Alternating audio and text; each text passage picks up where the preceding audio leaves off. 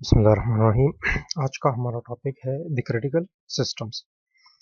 Previous जितने भी topics हम पढ़ चुके हैं उनका जो मेनली फोकस था कि कस्टमर की रिक्वायरमेंट्स को हम किस तरह कैलकुलेट करते हैं, उनको मॉडल करते हैं, फिर डिज़ाइनिंग और फिर जाके इम्प्लीमेंटेशन।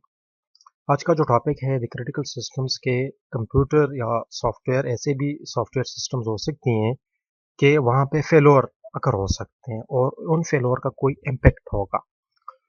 उसी सिलसिले में आज का टॉपिक है कि उन फेलोर्स को हम किस तरह एनालाइज करते हैं, वहाँ से हम किस तरह रिकवर कर सकते हैं, वगैरह वगैरह। The critical systems.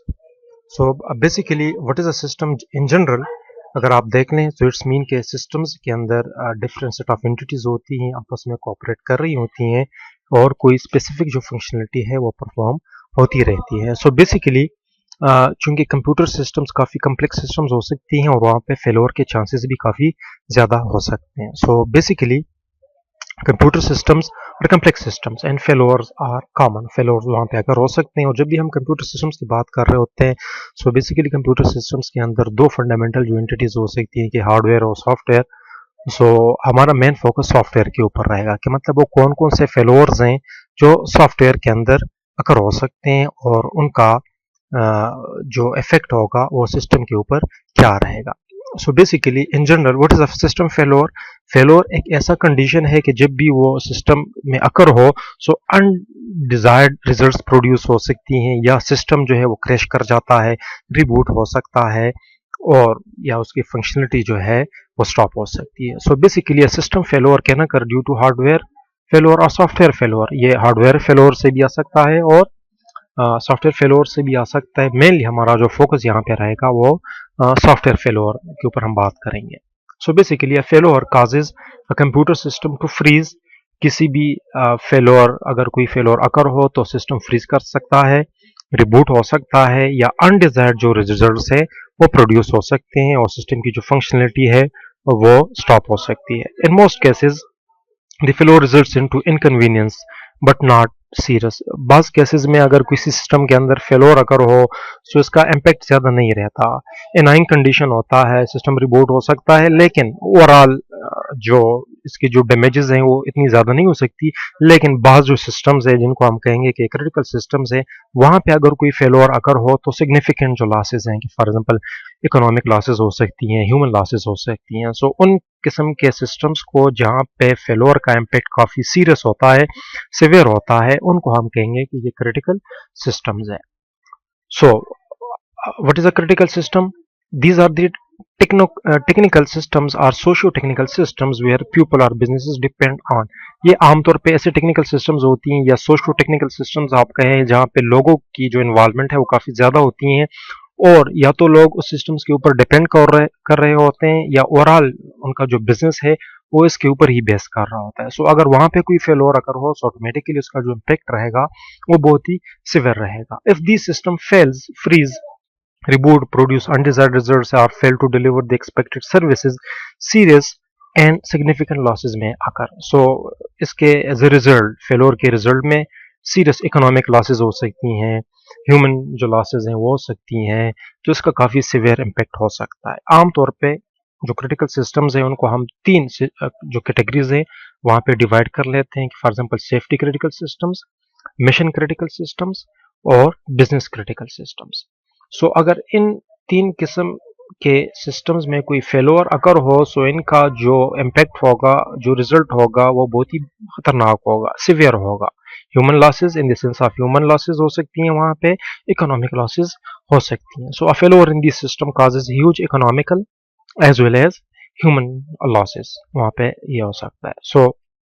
For example सबसे जो पहली जो कैटेगरी है कि सेफ्टी क्रिटिकल सिस्टम्स, कि ऐसे क्रिटिकल सिस्टम्स के अगर वहाँ पे कोई फेलोर अकर हो एनवायरमेंटल, सीरियस एनवायरमेंटल जो डैमेजेस हैं वो अकर हो सकती हैं और एज ए रिजल्ट इकोनॉमिकली भी एक्सपेंसिव हो सकता है और साथ ही साथ ह्यूमन जो लॉसेज है वो भी अकर हो सकती हैं। System where failure may result in injury, loss of life, serious environmental damages.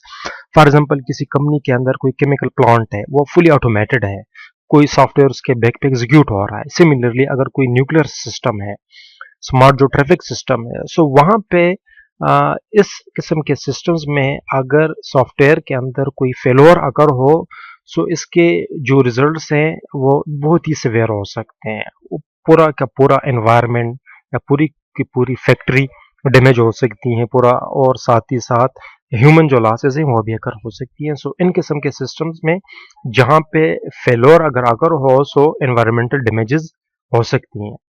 साथ ही साथ mission critical systems, for example ऐसी भी सिस्टम्स हो सकती हैं जिनको हम किसी स्पेसिफिक पर्पस के लिए, किसी स्पेसिफिक मिशन को अचीव करने के लिए हम बनाते हैं, कि for example a system where a failure may result in the failure of a mission goal और डायरेक्टेड एक्टिविटी, जो किसी स्पेसिफिक डायरेक्टेड एक्टिविटी के लिए हम बनाते हैं। सच system फेलोअर्स causes huge economical as well as human losses हो सकते हैं। कि for example navigational system for satellites हैं, एयरक्राफ्ट्स के लिए जो नेविगेशन सिस्टम है, अब अगर वहाँ पे कोई फेलोर हो, सो वहाँ पे एज ए रिजल्ट जो है काफ़ी डैमेज हो सकता है। एयरप्लेन्स की जो जो क्रैशिंग है वो हो सकती है। पूरे का पूरा हमारा अगर नेविगेशन सिस्टम फेल हो जाए, सो काफ़ी इसके भयानक जो रिजल्ट है, नतायज है, वो अगर हो सकते हैं इकोनॉमिकली एज वेल एज जो ह्यूमन जो लॉसेज है वहाँ पे अगर हो सकती है। साथ ही साथ the business critical systems where a failure causes the failure of business activity. For example कोई बिजनेस है वो फुली ऑटोमेटेड है, किसी सॉफ्टवेयर के ऊपर वो बेस कर रहा है, तो सच फेलोअर causes कन्वीनियंस इनकन्वीनियंस और huge economic losses. For example banking system है, ऑनलाइन जो ट्रांजैक्शन सिस्टम है, आप एज्यूम कर लें कि नादरा सिस्टम है। सो अगर इन किस्म के सिस्टम्स में कोई फेलोर अगर हो, सो इससे काफ़ी इकोनॉमिकल या और इनकन्वीनियंस जो है वो जनरेट हो सकता है। फॉर एग्जांपल कोई जो बैंकिंग सिस्टम है अगर वो फेल हो जाता है, वहाँ पे कोई फेलोर अगर हो जाता है, सो इट्स मीन के ह्यूज इकोनॉमिक लॉसेस जो हैं और इनकन्वीनियंस वो जन्म ले सकता है।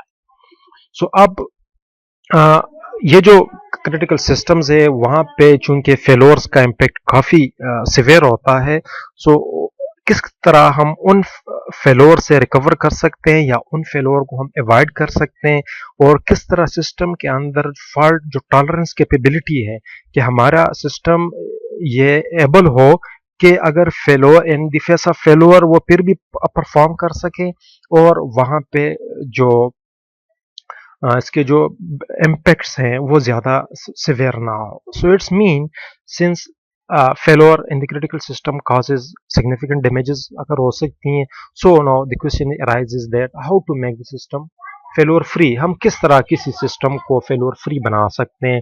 सो answer to the question is challenging. अब ये एक चैलेंजिंग जो प्रॉब्लम है कि किस तरह हम किसी भी सिस्टम को एरर फ्री बना लें, फेलोर फ्री बना लें। सो a critical system should have the property of dependability। सो हम ये ज्यूम करते हैं कि अगर किसी सिस्टम के अंदर डिपेंडेबिलिटी की जो एबिलिटी हो, जो प्रॉपर्टी हो, अगर ये हम जनरेट कर लें, सो काफ़ी चांसेस कम हो सकते हैं उन डैमेजेस के। अब जो डिपेंडेबिलिटी का जो टर्म है ये कम्प्लेक्स टर्म है, इसके अंदर काफ़ी मजीद जो प्रॉपर्टीज़ हैं कि फॉर एग्जांपल अवेलेबिलिटी है, रिलायबिलिटी है, सिक्योरिटी है, सेफ्टी है, परफॉर्मेंस एंड इन्फ्लुएंस है। सो मतलब अगर हम ये ज्यूम करते हैं कि अगर हमारे सिस्टम के अंदर ये प्रॉपर्टीज़ हों, सो हमारा जो सिस्टम है वो फेलोर फ्री होगा। इट्स मीन के fail in this case of failure जो डैमेजेस हैं वो कम से कम रहेंगे या नहीं होंगे। So a critical system should have the property of dependability. अब डिपेंडेबिलिटी क्या चीज़ है? ये it is the property of a system that define degree of trust in the system. ये सिस्टम के अंदर जो ट्रस्ट फैक्टर है उसको डिफाइन कर लाता है कि ये फलाना जो सिस्टम है ये कितना ये ट्रस्टी है और इसमें फेलोर के चांसेस कितने कम है। So basically this is the property of a system which define the degree of user confidence that the system will operate as expected। It's mean कि ये एक ऐसी प्रॉपर्टी है जो यूजर्स के कॉन्फिडेंस को मैयर करती है, ताकि हमारा जो सिस्टम रहेगा वो कितना मतलब ऑपरेशनल रहेगा in the face of failure, और जो एक्सपेक्टेड रिजल्ट्स हैं वही जनरेट होंगी, and the system will not fail in the normal use, और जो सिस्टम की जो फेलोर के चांसेस हैं वो नहीं है। तो इट्स मीन के जो यूजर्स हैं या जो कस्टमर्स हैं उनका जो ट्रस्ट लेवल है, उनका जो कॉन्फिडेंस है उसको डिस्क्राइब करना, उसको बयान करना, इनको हम कहेंगे कि ये क्या है, हमारे पास डिपेंडेबिलिटी है। So basically dependability can't be measured numerically. आमतौर पे डिपेंडेबिलिटी के अंदर सर्टन जो प्रॉपर्टीज हैं कि for example availability, reliability, security, safety and performance, इनमें बाज ऐसे हो सकते हैं कि इनको आप न्यूमेरिकली मेजर नहीं कर सकते और इसको हम सिंपली बयान कर सकते हैं, उनको डिस्क्राइब कर सकते हैं कि for example we can relatively define the term such as not dependent, dependable, कि ये जो सिस्टम है ये नॉट डिपेंडेबल है। अब इसके लिए कोई वैल्यू हम न्यूमेरिकल वैल्यू असाइन नहीं कर सकते।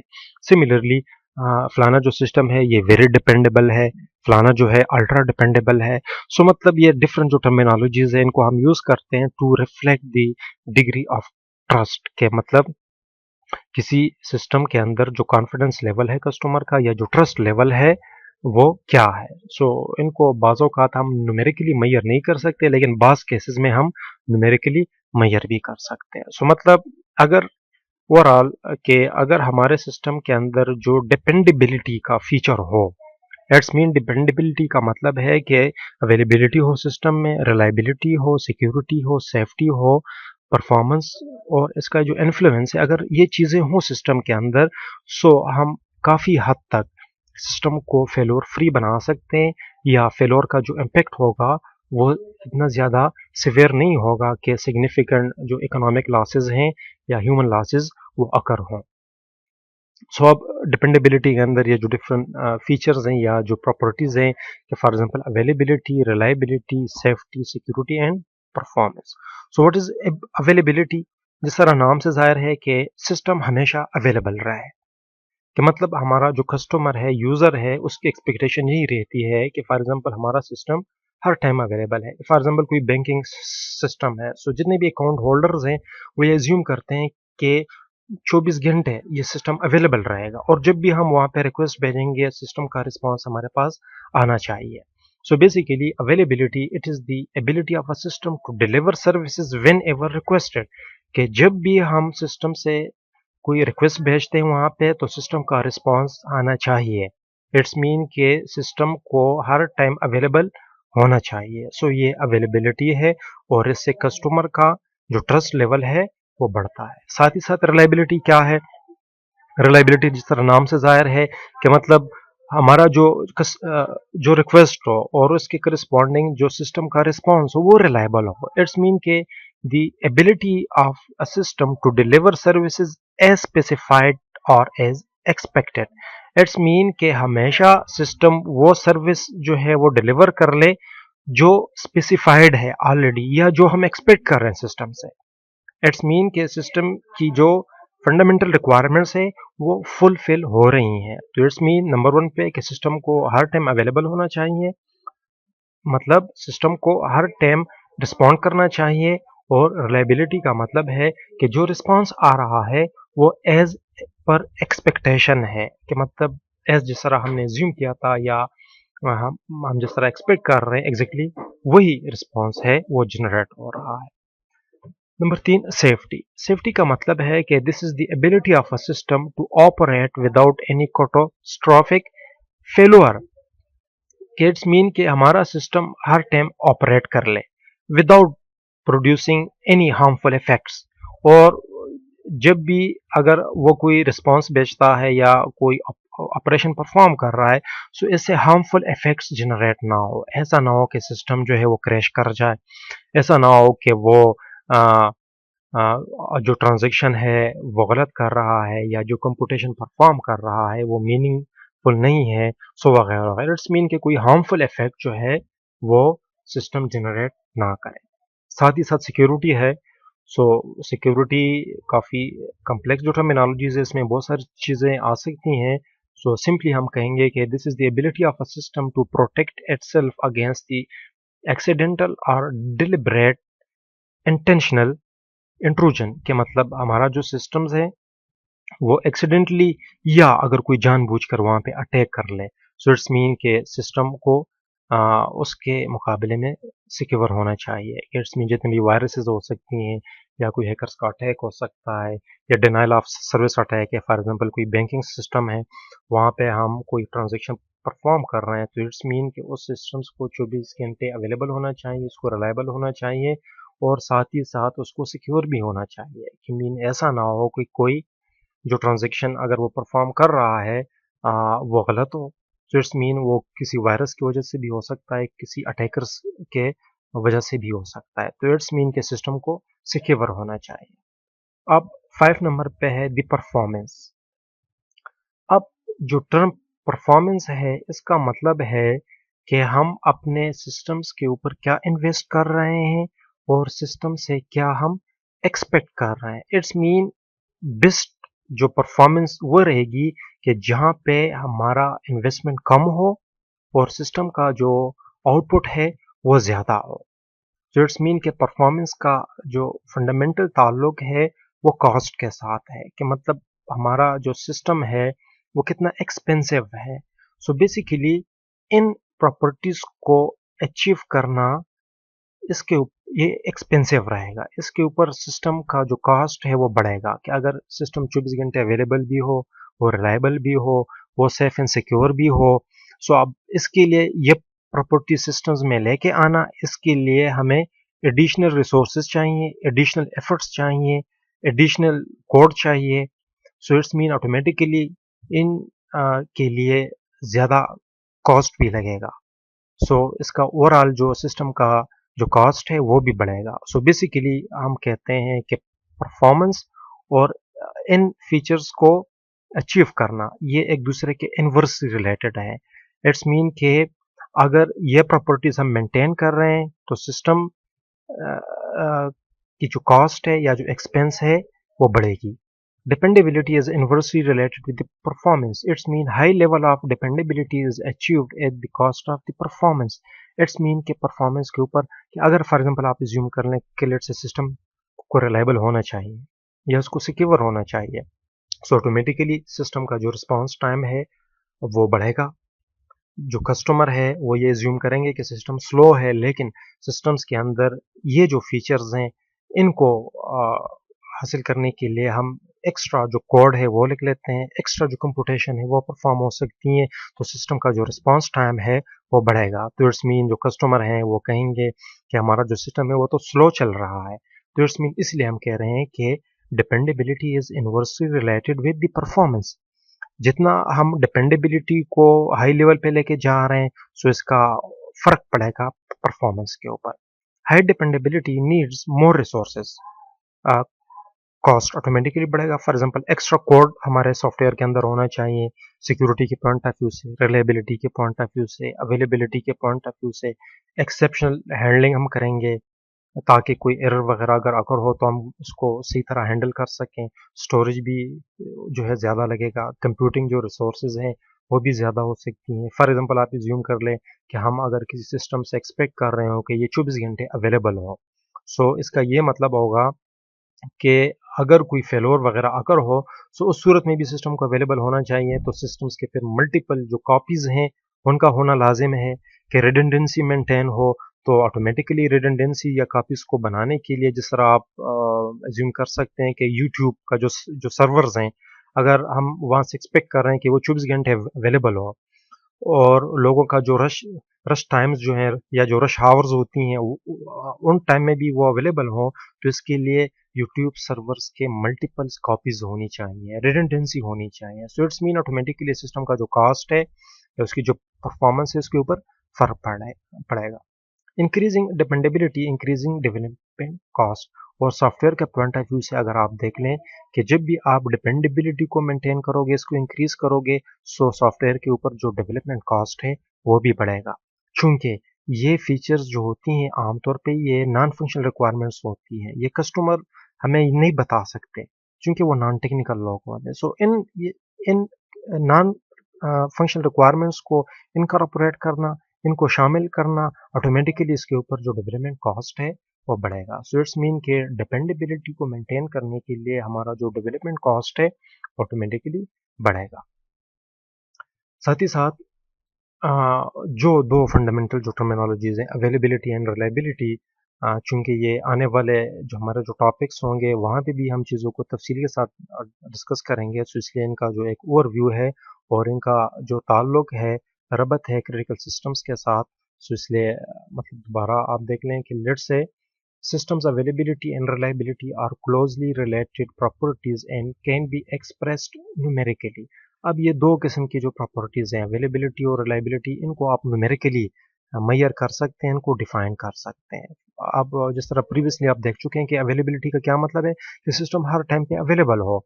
It is the probability of a system that the system will remain active, कि सिस्टम हमेशा एक्टिव रहे, फंक्शनिंग प्रॉपरली, और उसकी जो फंक्शनिंग है वो प्रॉपर हो, and deliver services to users when required और व्हेन रिक्वेस्टेड। और जब भी हम वहाँ पे रिक्वेस्ट भेजते हैं तो इसका रिस्पॉन्स होना क्या है, वो लाजिम है। सिमिलरली रिलायबिलिटी क्या मतलब है कि the probability of a system to deliver services correctly as expected, के मतलब जो सर्विसेज हमें पहुंच रही हैं सिस्टम से वो क्या हो, वो करेक्ट हो, एज एक्सपेक्टेड हो।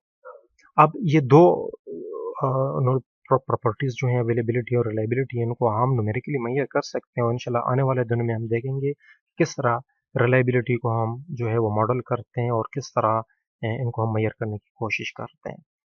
और साथ ही साथ ये दोनों जो कॉन्सेप्ट्स हैं ये क्लोजली रिलेटेड हैं, बट ज़रूरी नहीं है, इनके अंदर काफ़ी डिफरेंसेस भी आ सकती हैं कि for example both are closely related but reliable system may or may not be always available. अब हो सकता है कि एक सिस्टम बहुत ही रिलायबल हो, वो हर टाइम फंक्शनिंग है, बिल्कुल जो करेक्ट रिजल्ट्स हैं वो प्रोड्यूस कर रहा है, लेकिन उसके लिए अवेलेबल हर टाइम अवेलेबल होना मस्ट नहीं है, या हो सकता है कि वो रिलायबल हो लेकिन अवेलेबल ना। सो इट्स मीन के ये जितनी भी जो प्रॉपर्टीज़ हैं क्रिटिकल सिस्टम्स की, ये आपस में इंटर रिलेटेड भी हैं और इनके दरमियान काफ़ी जो कॉन्फ्लिक्ट्स हैं या जो डिफरेंसेस हैं वो भी अकर हो सकती है। सो होपफुली कि मतलब ये जो टॉपिक है ये क्लियर हो। बहुत ही सिंपल टॉपिक है कि मतलब हमारे सॉफ्टवेयर के अंदर फेलोर्स आ सकती हैं, उन फेलोर्स का कोई ना कोई इम्पेक्ट होगा।